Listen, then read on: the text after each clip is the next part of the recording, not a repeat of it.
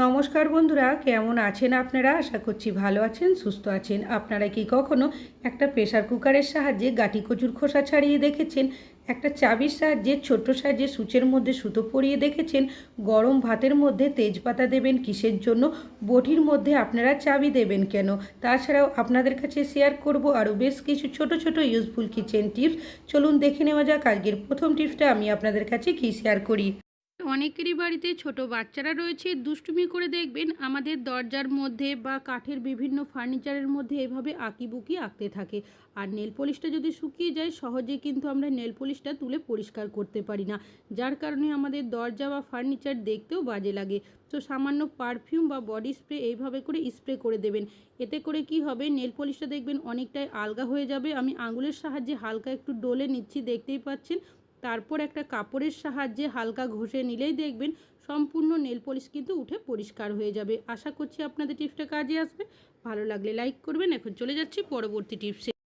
কি কখনো ছুরি বটির সাহায্য ছাড়াই প্রেসার কুকারের সাহায্যে গাঁটি কচুর খোসা ছাড়িয়ে দেখেছেন? চলুন দেখে নেওয়া যাক কিভাবে। গাঁটি কচু আমাদের কম বেশি অনেকেরই বাড়িতে নিয়ে আসা হয়ে থাকে, তবে যখন আমরা খোসা ছাড়াই অনেকে ছুরি বটি দিয়ে ছাড়াতে যায়, সেক্ষেত্রে দেখবেন খোসার সাথে বেশ অনেকটাই গাঁটি কচু নষ্ট হয়ে যায়। তাছাড়াও অনেকেরই দেখা যায় হাতের মধ্যে চুলকানি হয়, আর গাঁটি কচুর খোসা ছাড়াতে অনেকক্ষণ সময়ও লেগে যায়। সেক্ষেত্রে আপনারা একটা প্রেসার কুকার নিয়ে নেবেন, তারপর যতগুলো গাঁটি কচুর খোসা ছাড়াবেন দিয়ে দেবেন। এখানে ওষুধের খালি প্যাকেট নিয়েছি, যে ফয়েল পেপারের মতো ওষুধের খালি প্যাকেটগুলো থাকে সেগুলো এভাবে ছোট টুকরো করে দিয়ে দেবেন। আর দিয়ে দেবেন বেশ কিছুটা পরিমাণে নর্মাল জল। ঢাকনাটাকে লাগিয়ে প্রেসার কুকারটা আপনারা এইভাবে করে কিছু সেকেন্ড একটু নাড়াচাড়া করে নেবেন।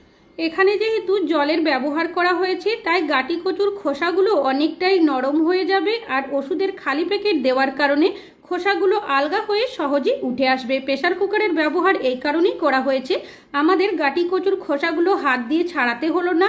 অনেকটা গাঁটি কচুর খোসা আমরা খুব কম সময়ের মধ্যে এভাবে ছাড়িয়ে নিতে পারবো। অনেক সময় গাঁটি কচুর খোসা হাত দিয়ে ছাড়াতে গেলে হাতে চুলকানি হয়, এই পদ্ধতিতে ছাড়াবেন খুব কম সময়ের মধ্যে অনেকটা গাঁটি কচুর খোসা ছাড়াতে পারবেন, হাতে চুলকানি হবে না। তাছাড়াও খুব কম সময়ের মধ্যে কাজটি করে নিতে পারবেন। আর যদি দেখেন হালকা একটু খোসা রয়েছে, কিছুটা নর্মাল জল নিয়ে গাঁটি কচুগুলো দিয়ে আলতো হাতে ডলে নিলেই সম্পূর্ণ পরিষ্কার হয়ে যাবে। নিয়েছি বেশ কিছুটা দুধ। দুধ আমাদের কম বেশি অনেকেরই বাড়িতে নিয়ে আসা হয়ে থাকে, বাচ্চা থেকে বড় আমরা অনেকেই কিন্তু দুধ খেয়ে থাকি। তবে সমস্যা কি হয়, অনেকেরই দেখবেন দুধ খাওয়ার কারণে গ্যাস অম্বলের সমস্যা হয়ে যায়। সেক্ষেত্রে আপনারা একটা টিপস ফলো করতে পারেন, তাহলে দেখবেন দুধ খেলে আপনাদের কখনোই কিন্তু গ্যাস অম্বল হবে না। এখানে আমি নিয়েছি সন্দক লবণ। আমাদের অনেকেরই বাড়িতে দেখবেন সন্দক লবণ আনা থাকে, আর যদি না থাকে আপনারা কিন্তু এনে রাখতে পারেন। একদম সামান্য পরিমাণের আপনারা সন্দক লবণ নিয়ে নেবেন। চাইলে যখন দুধ জাল করবেন সেক্ষেত্রেও আপনারা দিয়ে কিন্তু ভালোভাবে ফুটিয়ে নিতে পারেন। আর যদি সেইভাবে আপনারা মেশাতে না চান, যখন দুধ খাবেন তার মধ্যে একটুখানি দিয়ে এভাবে মিশিয়ে দুধটা যদি খাওয়া হয় তাহলে দেখবেন গ্যাস অম্বলের সমস্যা কখনোই হবে না। আশা করছি টিপসটা কাজে আসবে। ভালো লাগলে লাইক করবেন। এখন চলে যাচ্ছি পরবর্তী টিপসে। আমি এখানে নিয়েছি অর্ধেক শসা আর নিয়েছি অর্ধেক টমেটো। অনেক সময় দেখবেন আমাদের পুরো শসা বা পুরো টমেটোটা হয়তো কাজে ব্যবহার হয় না, কিছুটা হয়তো আমরা ব্যবহার করি আর বাকিটা রেখে দিই। এইভাবে যদি কেটে রেখে দেওয়া হয়, ফ্রিজে রাখলেও দেখবেন কাটা অংশটা আস্তে আস্তে কিন্তু শুকিয়ে খারাপ হয়ে যায়, তখন কিন্তু জিনিসটা একদমই নষ্ট হয়ে যায়, ব্যবহার করতে পারি না। সেক্ষেত্রে একটা টিপস আপনারা ফলো করতে পারেন, সামান্য পরিমাণে তেল নিয়ে নেবেন, সর্ষের তেল বা সাদার তেল যে কোনো নিতে পারেন। ভালোভাবে কাটা অংশের মধ্যে লাগিয়ে দেবেন, তারপর কোনো এয়ারটাইট বক্স বা কন্টেনারের মধ্যে ভরে আপনারা যদি এইভাবে করে ডাইরেক্ট ফ্রিজে রাখেন সেক্ষেত্রে দেখবেন কোনোভাবেই কিন্তু শুকিয়ে যাবে না, পচে যাবে না, অনেক দিন ভালো থাকবে। আর যদি ফ্রিজে রাখতে নাও চান সেক্ষেত্রেও কিন্তু দেখবেন 2 থেকে 3 দিন ভালো থাকবে। আশা করছি টিপসটা কাজে আসবে। এখন চলে যাচ্ছি পরবর্তী টিপসে। আপনারা কি কখনো মিক্সার জারের মধ্যে বরফের টুকরো দিয়ে দেখেছেন? কি হতে পারে, মশলা পেস্ট করার জন্য মিক্সার জারের ব্যবহার কম বেশি আমরা অনেকেই করে থাকি। রেগুলার মশলা পেস্ট করার কারণে অনেক সময় মিক্সার জারের ব্লেডের ধারটা কম হয়ে যায়। তাছাড়াও দেখবেন ভেতরের ব্লেডের জায়গার মধ্যে অনেক সময় নোংরা ময়লাও থেকে যায়। কি করবেন, কিছুটা বরফের টুকরো দিয়ে 1 থেকে 2 বার ঘুরিয়ে দেবেন। এতে করে কি হবে, যে ব্লেডের ধারটা কম হয়ে যায় সেটা কিন্তু অনেকটাই ধারালো হয়ে যাবে। তারপর আপনারা কি করবেন, নিয়ে নেবেন একটা পুরনো ব্রাশের সাহায্যে যে ব্লেডের জায়গাগুলো থাকে তার মধ্যে এইভাবে করে আলতো হাতে ঘষে দেবেন। দেখবেন অনেক সময় খাবারের টুকরো থাকার কারণে নোংরা থেকে যায়, যেটা আমরা সহজে পরিষ্কার করতে পারি না। দেখতেই পাচ্ছেন কি পরিমাণের নোংরা ছিল। এবার পরিষ্কার জল দিয়ে ধুয়ে আপনাদের দেখাচ্ছি। আশা করছি আপনাদের টিপসটা কাজে আসবে। ভালো লাগলে লাইক করবেন। এখন চলে যাচ্ছি পরবর্তী। আপনারা কি কখনো শাড়ি পরার আগে ডবল টেপ লাগিয়ে দেখেছেন? কি হতে পারে? শাড়ি আমরা প্রত্যেকটা মহিলারাই কম বেশি পরে থাকি, সব সময় না পরলেও কখনো কখনো অনেকেই পরি। তবে শাড়ির সাথে যে সায়া বা পেটিকোটের ব্যবহার করি, দেখবেন অনেক সময় এমন বেশ কিছু শাড়ি আমরা পরি যেগুলো হাঁটাচলা করলেই দেখা যায় শাড়িটা পিছনের সাইড থেকে অনেকটাই উঠে যায়, যার কারণে সায়াটা কিন্তু নিচের থেকে দেখা যায়। আর লোকজনের মাঝে তখন আমরা কি করি, শাড়িটা বারবার নামাতে থাকি আর বারবার উঠতে থাকে। এরকমটা হলে নিজেদেরই কিন্তু বিরক্তের মধ্যে পড়তে হয়। তো সেক্ষেত্রে আপনারা একটা টিপস ফলো করতে পারেন। আমি শাড়িটাকে বিছিয়ে সায়াটার ভেতরে ঢুকিয়ে দিয়েছি। আপনারা যখন শাড়ি পরবেন তখনই কাজটি করে নেবেন। ডবল টেপ নিয়েছি, ডবল টেপের দুটো টুকরো আপনারা শাড়ির পিছনের সাইডে এইভাবে লাগিয়ে তারপর সায়াটার সাথে এইভাবে সেট করে দেবেন। এতে কি হবে, যখন আপনারা হাঁটা করবেন দেখবেন এই ডবল টেপটা লাগানোর কারণে কোনোভাবেই কিন্তু শাড়িটা নিচের থেকে ওপরের দিকে উঠবে না, যার কারণে যে সায়া বা পেটিকোটের ব্যবহার করবেন সেটাও কিন্তু নিচের থেকে দেখা যাবে না। আশা করছি টিপসটা কাজে আসবে। তবে যখন আপনারা শাড়িটা খুলবেন চাইলে টেপটা খুলে রেখে দিতে পারেন বা সায়াটা খুলে নেবেন। খুলে নেওয়ার পর যে টেপের মধ্যে কাগজের মতো অংশটা থাকে সেটা লাগিয়েও রেখে দিতে পারেন। আশা করছি আপনাদের টিপসটা কাজে আসবে। আমরা সেলাই করার জন্য বাড়িতে প্রত্যেকেই কিন্তু কোনো না কোনো সুচ সুতো রেখে থাকি। তবে দেখবেন ছোট্ট সাইজের যে সুচগুলো থাকে তার মধ্যে সহজে কিন্তু সুতোটা আমরা পরাতে পারি না, কেন কি সুচটা এতটাই ছোট থাকে। বিশেষ করে বাড়িতে যদি বয়স্করা থাকে সেক্ষেত্রে অনেকটাই সমস্যার মধ্যে পড়তে হয়। তো কি করবেন, একটা পুরনো যে চাবিগুলো থাকে ব্যবহার করেন না কোনো কাজে, সেগুলো নিয়ে নেবেন। এখানে একটা ইলেকট্রিক্যাল তার নিয়েছি, তারটাকে আমি মুড়িয়ে নিয়েছি। মুড়িয়ে এইভাবে করে আপনারা চাবির মধ্যে দিয়ে দেবেন। তারপর নিয়ে নেবেন স্যালোটেপটা দিয়ে ভালোভাবে এইভাবে আপনারা আটকে দেবেন। তাহলে দেখবেন এই তারটা চাবি থেকে কোনোভাবেই খুলবে না। এবার তারের যে ইউয়ের মতো অংশটা তৈরি হয়েছে তার মধ্যে সুচটাকে প্রথমে এইভাবে পরিয়ে দেবেন। এবার যে সুতোটা রয়েছে সেটাকে আপনারা সুচে না পরিয়ে যে তারটা রয়েছে তারের ইউয়ের মতো অংশটাতে এইভাবে প্রথমে পরিয়ে দেবেন।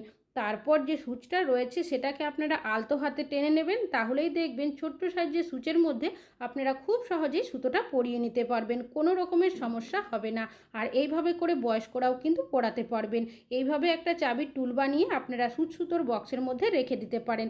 ভালো লাগলে লাইক করবেন। এখন চলে যাচ্ছি পরবর্তী টিপসে। আমরা অনেকেই আছি যারা দেখবেন মশা তাড়ানোর জন্য এই ধরনের কোনো না কোনো মর্টিন বা কয়েলের ব্যবহার করে থাকি। তবে যখন এইভাবে করে টুকরো হয়ে ভেঙে যায় সেক্ষেত্রে দেখবেন মর্টিনের স্ট্যান্ড ছাড়া আমরা কিন্তু এই মর্টিনগুলো আর ব্যবহার করতে পারি না, তখন কিন্তু বাড়িতে এরকমই পড়ে থাকে। তো আপনাদেরও যদি এই ধরনের সমস্যা হয়ে থাকে সেক্ষেত্রে আপনারা একটা টিপস ফলো করতে পারেন। তো কি করবেন, এই ধরনের যে ক্লিপগুলো থাকে স্ট্রের, সেগুলো দেখবেন আমাদের অনেকেরই বাড়িতে কিন্তু রয়েছে। তো ক্লিপগুলো এইভাবে আটকে আপনারা যদি এই কয়েলগুলো জ্বালিয়ে দেন, এটা দেখবেন স্ট্যান্ডের মতোই কাজ করবে, কোনোভাবেই কিন্তু এটা খুলে যাবে না। তাছাড়াও অবশ্যই আপনারা কিন্তু প্লাস্টিকের নয় এই ধরনের স্টিলের ক্লিপের ব্যবহার করবেন। তো এইভাবে আপনারা আপনাদের ভেঙে যাওয়া যে টুকরো হয়ে যাওয়া মর্টিনগুলো ব্যবহার করতে না পারলে এইভাবে খুবই সহজে আপনারা ব্যবহার করতে পারবেন। ভালো লাগলে লাইক করবেন। এখন চলে যাচ্ছি পরবর্তী টিপসে। কোনো একটা কৌটো বা জারের সাহায্যে কেজি কেজি রসুনের খোসা ছাড়িয়ে দেখেছেন? চলুন দেখে নেওয়া যাক কীভাবে। আমরা রসুনের ব্যবহার প্রত্যেকেই রান্নাবান্নাতে ব্যবহার করে থাকি। অনেক সময় দেখবেন রসুনের কোয়াগুলো যদি ছোট হয় আর একটু বেশি পরিমাণে রসুনের খোসা যদি ছাড়াতে হয় সেক্ষেত্রে নখের মধ্যে ব্যথা হয়ে যায়, সময়ও অনেকটাই লেগে যায়। তো আপনারা কাঠের কোনো কৌটো বা জার নিয়ে নেবেন, তার মধ্যে রসুনের কোয়াগুলোকে এইভাবে ছাড়িয়ে দিয়ে দেবেন। আর নিয়ে নিচ্ছি এখানে কিছুটা আমি মটর। আপনার এখানে মটর, কাবলি চানা, গোটা ছোলা যে কোনো কিছুর ব্যবহার করতে পারেন। তারপর ঢাকনাটাকে লাগিয়ে আপনারা হাতের সাহায্যে কিছুক্ষণ এইভাবে করে ঝাঁকিয়ে নেবেন। এতে কি হবে, রসুনগুলো দেখবেন মটরের সাথে বাড়ি খাবে, যার কারণে খোসাগুলো অনেকটাই আলগা হয়ে আসবে। এবার একটা পাত্রের মধ্যে আপনাদের ঢেলে দেখাচ্ছি। দেখতেই পাচ্ছেন রসুনের খোসাগুলো কতটা ছেড়ে এসেছে। এখান থেকে খোসাগুলো প্রথমে আলাদা করে নেব। এক দুটো রসুনের মধ্যে যদি একটু রসুনের খোসা লেগে থাকে সেটা হাত দিয়ে একটু ছাড়ালেই কিন্তু ছেড়ে আসবে। আশা করছি টিপসটা কাজে আসবে। আপনারা কি কখনো বটির মধ্যে চাবির ব্যবহার করে দেখেছেন? কি হতে পারে? সবজিপাতি কাটার জন্য আমরা অনেকে বটির ব্যবহার করে থাকি। রেগুলার সবজিপাতি কাটার কারণে সবজির রসকস লেগে অনেক সময় জং বা মরচে পড়ে যায়, যার কারণে বটির ধারটাও অনেকটাই কম হয়ে যায়। তো কি করবেন? সামান্য লবণ দিয়ে দেবেন। এখানে একটা পুরনো হয়ে যাওয়া চাবি নিয়েছি, আর এর মধ্যে কিন্তু জং পড়ে গেছে, কোনো কাজে ব্যবহার হয় না। সেটা দিয়ে আলতো হাতে এইভাবে ঘষে দেবেন। তবে একটা সাইড করলে হবে না, দুটো সাইডই করতে হবে। কিছুটা লবণ অন্য সাইডেও দিয়েছি, ঠিক একইভাবে চাবিটা দিয়ে এইভাবে ঘষে নিয়েছি। এতে কি হবে? বটির নোংরা ময়লা উঠে যাবে, আর যে জং বা মরচেটা থাকে লবণ দেওয়ার কারণে অনেকটাই উঠে পরিষ্কার হয়ে যাবে। আর যদি দেখেন ধারটা এখনও হয়নি, সেক্ষেত্রে চাবির যে দাঁড়ের মতো অংশগুলো থাকে সেটা দিয়ে আলতো হাতে ঘষে দেবেন। এবার একটা কাপড় জল দিয়ে ভিজিয়ে নিয়েছিলাম, সেটা দিয়ে মুছে আপনাদের দেখাচ্ছি। দেখতেই পাচ্ছেন বটির ধারটা কতটা এসে গেছে সুন্দর। আশা করছি আপনাদের টিপসটা কাজে আসবে। ভালো লাগলে লাইক করবেন। ভাত রান্না করার পর আপনারা কি কখনো তেজপাতা দিয়ে দেখেছেন? কি হতে পারে? ভাত আমাদের প্রত্যেকেরই বাড়িতে কম বেশি রান্নাবান্না হয়ে থাকে, তবে অনেক সময় দেখা যায় তাড়াহুড়োর কারণে হোক কি ভুলবশত ভাতের মধ্যে যদি জল একটু কম দিয়ে দিই, সেক্ষেত্রে দেখা যায় ভাতটা তলার সাইড থেকে বসে যায়, অনেক সময় পুড়েও যায়, যার কারণে দেখা যায় ভাতের থেকে একটা পোড়া গন্ধ বেরোতে শুরু করে, যেটা কিনা আমরা কেউই খেতে পছন্দ করি না। তো কি করবেন? নিয়ে নেবেন আপনারা 2 থেকে 3টে তেজপাতা, টুকরো করে এইভাবে ভাতের মধ্যে দিয়ে দেবেন। অবশ্যই কিন্তু তেজপাতা ভালোভাবে ধুয়ে নিতে হবে। ওপর থেকে ভাতটা কিছুটা ঢেকে দিলাম। এবার ঢাকনা দিয়ে এভাবে করে রেখে দেবেন 10 মিনিটের জন্য। তেজপাতার মধ্যে এমনই একটা স্ট্রং গন্ধ থাকে, ভাতের মধ্যে যে পোড়া ভাবটা থাকে সেই গন্ধ খুব সহজেই দূর করতে সাহায্য করে। 10 মিনিট পর তেজপাতাগুলো এখান থেকে তুলে নিচ্ছি। তেজপাতাগুলো ফেলবেন না, রান্নাতে ব্যবহার করবেন। আশা করছি টিপসটা